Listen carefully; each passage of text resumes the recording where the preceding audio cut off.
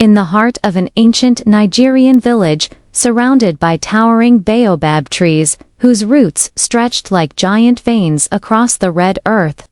There lived a wealthy farmer named Oba Chike, a man of immense pride whose heart carried both love and venom, for when his wife Ngozi bore him twin daughters on a stormy night marked by lightning that split the skies like ancestral warnings, he looked upon the first child, Nena, with delight, proclaiming her a gift from the gods, because her skin was bright, her cry strong, her face radiant, while the second child, Ammara, born moments later, weaker, with darker skin and softer eyes, he despised instantly, muttering before the midwives and elders that she was cursed, a shadow clinging to the brightness of her twin, and from that very breath of life, he hated her, feeding Nena honey and affection, praising her beauty and strength, while Ammara was given only scraps of love and harsh words, growing up beneath her father's scorn like a flower trying to rise from poisoned soil, yet within her lay a quiet strength,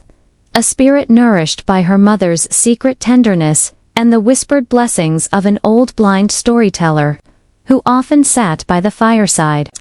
weaving folk tales of justice and destiny, warning that the gods saw the truth in every man's heart, and as the years rolled like pounding drums of time, the difference in how the twins were treated grew sharper,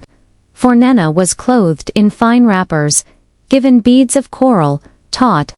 to sing and dance in celebrations, while Ammara carried water from the stream, her bare feet blistered on the hot earth, mocked by her father's cutting words, yet always comforted by Ngozi, who told her, "Child, the river does not despise the rain, and so one day your worth will overflow." Life in the village was full of color and tradition, festivals with masquerades dancing in spirit masks, moonlit evenings with drums echoing against the night, elders telling tales of trickster tortoises and warrior kings. But within Oba Chike's household, shadows lingered, for his hatred of Ammara spread poison even to the servants and neighbors, who often favored Nena, thinking to please their master. And so Ammara grew used to loneliness, her only joy in wandering to the forest where she would listen to the wind, to the rustle of palm fronds, to the whispers of ancestors she believed spoke to her through the trees, giving her strength. As the girls reached their teenage years, Nena bloomed with outward beauty, admired by many young men, her laughter like bells, her confidence soaring from her father's endless praise, while Ammara, though quieter, carried a mysterious charm, a gentleness in her eyes, and a resilience carved by suffering. But Oba Chike refused to see it, his hatred sharpening when a wise elder during a festival declared, "The quiet one, Ammara, carries the spirit of destiny, and she will, one day, save this village." Words that made Oba Chike's face burn with rage, for he saw it as an insult to his beloved Nena. He tightened his cruelty, assigning Ammara the harshest labors, forbidding her from festivals, trying to bury her spirit, yet the gods had marked her path. One night, a terrible drought struck the land, the yam harvests failed, rivers dried, and famine crept across the village like a hungry spirit. The elders consulted the diviner, who proclaimed that only a pure-hearted maiden could journey to the sacred grove of spirits to plead for rain. A task dangerous and near impossible, for the forest was said to be guarded by spirits who tested the heart. The villagers expected Nena, the favored daughter, to be chosen, but the diviner pointed instead to Ammara, declaring, "It is she, the despised one, whose heart is untainted, who must go." And though Oba Chike protested furiously, his voice thundering that his precious Nena was more worthy, the council silenced him, for tradition spoke through the diviner. And so Ammara, barefoot and trembling yet resolute, set out alone at dawn, carrying only a calabash of palm oil and her mother's whispered prayers, while Nena, burning with envy, secretly followed, determined not to let her despised twin take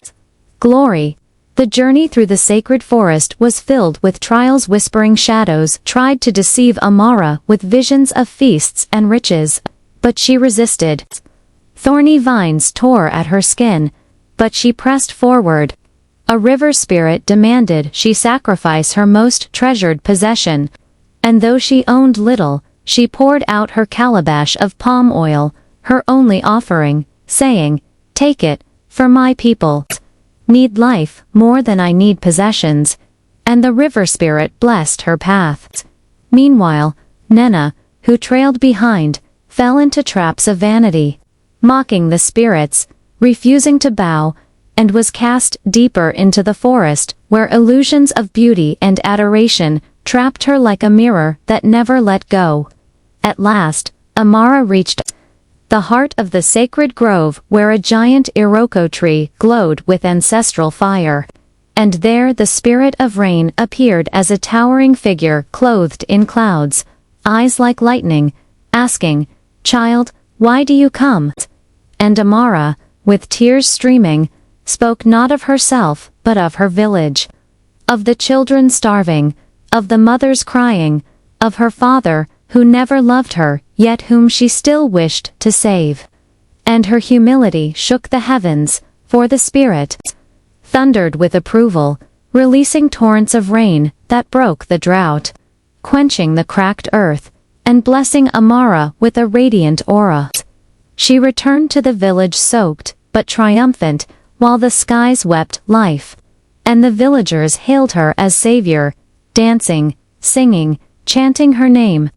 Nena stumbled back, days later, broken, her beauty dulled by the forest's curses, bitterness in her heart.